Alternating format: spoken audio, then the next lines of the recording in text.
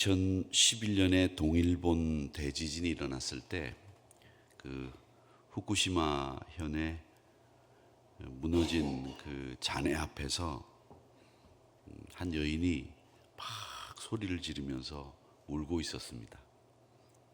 그래서 이제 구조대가 가까이 가보니까 제 아이 울음소리가 들린다는 거예요.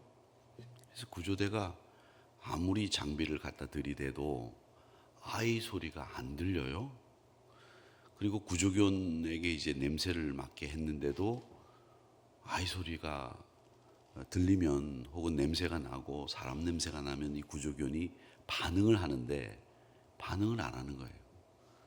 그래서 이 구조대는 이 아이 어머니가 울고 있는 것이 그냥 너무 큰 충격에 실성을 한 것 아니냐, 또 충격에 우는 거 아닌가, 이런 생각을 가지고 이제 가만히 있었는데, 그런데 어머니만큼, 이 엄마만큼은, 이 여인만큼은 확신에 찬 눈빛으로 이 자리에서 우리 아이 소리가 난다는 거예요.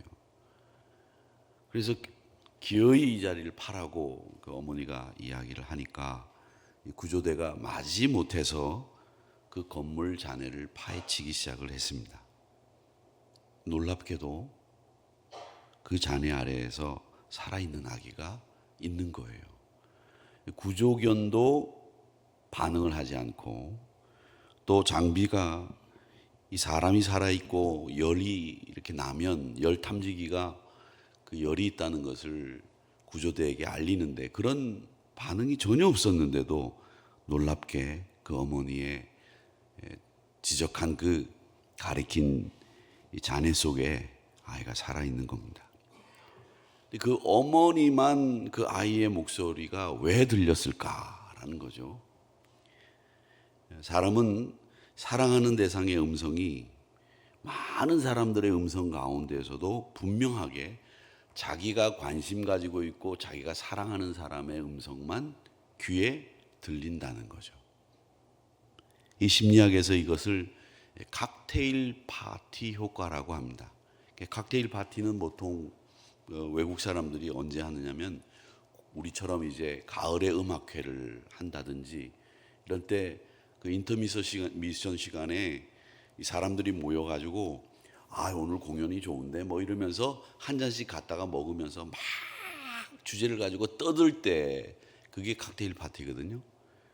그 칵테일 파티 때도 자기가 관심 가지고 있는 사람들의 목소리는 그 많은 사람들의 음성 중에 들린다는 거죠. 이 칵테일 파티 효과라고 그렇게 얘기를 하고, 또 다른 말로는 선택적 청취라고 합니다. 이 선택적 청취라는 말은 사람은 듣고 싶은 것만 듣는다는 거죠. 자기가 관심 가지고 있는 것, 자기가 사랑하는 대상의 음성, 그리고 자기가 듣고 싶은 것만 듣는다. 그래서 이 듣고 싶은 것만 듣기 때문에 여러분, 우리 한우리교회가 야유회를 갑니다. 월요일 날 11시에 교회에서 버스가 출발하겠습니다. 이렇게 얘기를 하면 11시에 한우리교회에서 버스가 출발합니다. 야유회입니다. 요 얘기가 다 들렸을 텐데 그 중에 11시에 한우리교회에서는 안 들려요. 자기가 좋아하는 야유회만 들리는 거예요. 그리고 집에 돌아가는 겁니다. 그리고는 막상 당일날 출발하려고 보니까 주보에도 그 기록이 빠져 있으면 몇 시에 출발하는지를 모르는 거죠. 그래서 교회로 전화를 해요. 목사님, 월요일 날 몇 시에 출발합니까? 11시에 출발합니다. 감사합니다. 이런 전화를 행사가 있을 때마다 무수히 받는 거죠. 그게 뭐냐면 바로 선택적 청취라고 하는 겁니다. 자기에게 관심이 가는 소리만 들린다는 거죠. 제가 이 말씀을 드리는 이유는 하나님의 말씀도 그렇습니다. 세상에 수많은 소리들이 가득하지만 말씀을 사랑하는 사람은 그 속에서 하나님의 음성을 듣는 거예요.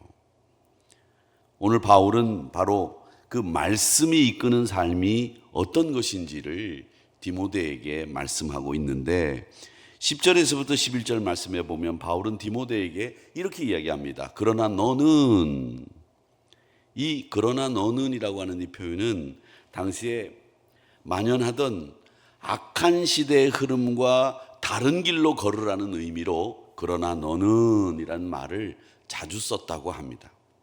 세상은 더 악해지고 경건의 모양은 있으나 경건의 능력을 부인하고 쾌락과 자기중심의 가치가 판을 치고 있는 이 세상에서 바울은 디모데에게 너는 말로만 배우지 말고 삶 전체가 살아있는 하나님의 말씀에 따라 살아야 된다.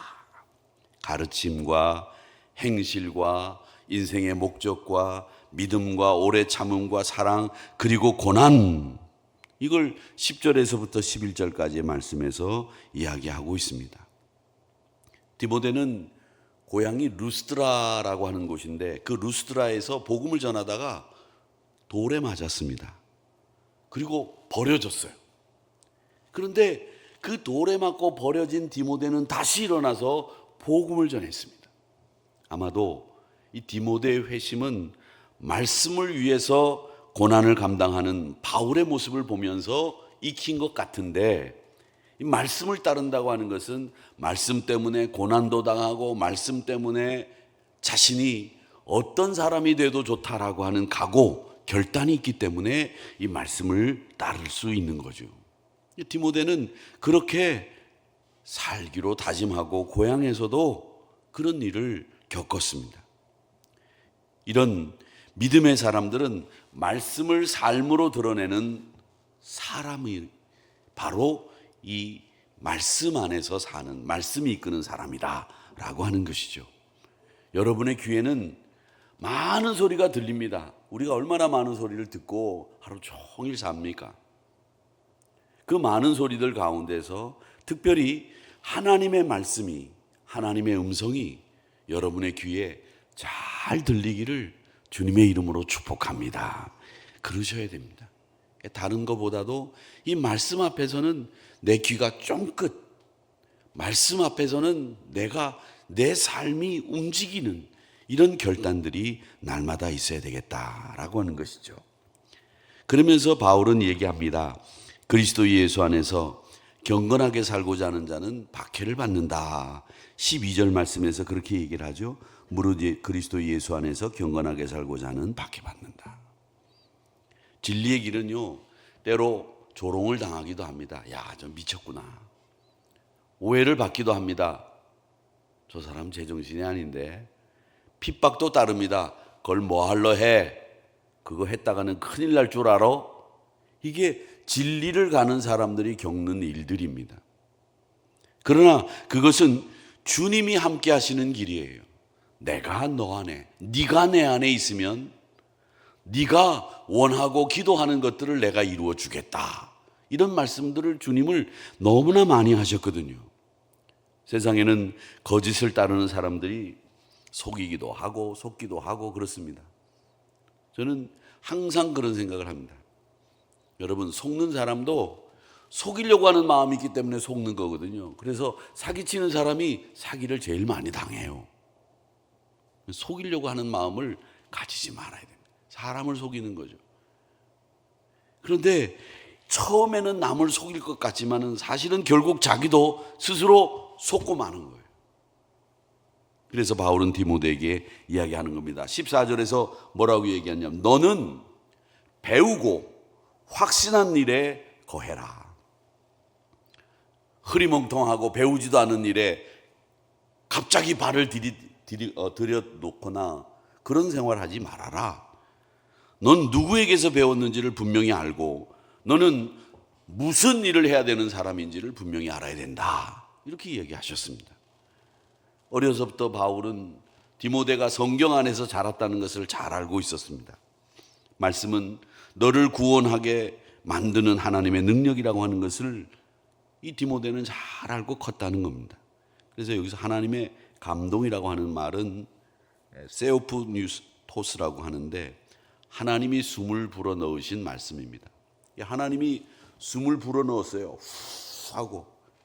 그러면 그 말씀이 살아 있어야 되는데 그 말씀을 살게 하는 사람은 하나님의 말씀을 들은 여러분들이 하나님의 말씀을 살게 하는 거예요. 배우고 확신한 일에 거하라. 아무리 이야기를 해도 그 배우고 확신한 일에 거하는 여러분의 행동이 말씀을 살아있게 만드는 거다라는 거죠. 이 말씀은 이 글자로만 된 이 언어가 아니고요. 이게 살아있게 하기 위해서는 여러분들이 이 말씀대로 사는 길밖에는 없다. 말씀은 우리를 가르치고 책망하게 하고 바르게 하고 의로 교육하기에 유익하고 결국 하나님의 사람으로 세우는데 제일 중요한 것은 말씀밖에는 없다. 그걸 기억하시면서 이 말씀을 붙드는 삶은 하나님의 길을 걷는 사람인 줄로 믿습니다. 그래서 우리 하누리 성도님들은 다른 것보다도 하나님의 음성이 말씀이 잘 들리는 그 지진 속에 건물이 무너진 잔해 속에서도 아무도 안 들리고 기계도 반응하지 않는 곳에서도 이 아이의 울음소리가 들리는 어머니처럼 우리는 하나님의 음성과 하나님의 말씀이 여러분 귀에 들리셔야 됩니다. 오늘 제일 중요한 것은 바로 그겁니다. 우리는 사랑하는 대상을 절대 놓치지 않습니다. 내가 사랑하면, 내가 관심을 가지면 거기에 관심을 가지고 거기에 온 신경이 집중되는 게 우리 인간의 본성이에요. 하나님이 그렇게 만드셨거든요. 그러니까 그 하나님이 만드신 그 본성을 잘 활용해서 하나님의 음성에 귀를 기울이고 그 음성이 들리는 여러분들이 되시기를 주님의 이름으로 축복합니다. 세상이 얼마나 복잡하고 많은 소리가 여러분을 흔들고 있는지 아시죠? 많은 소리가 들립니다.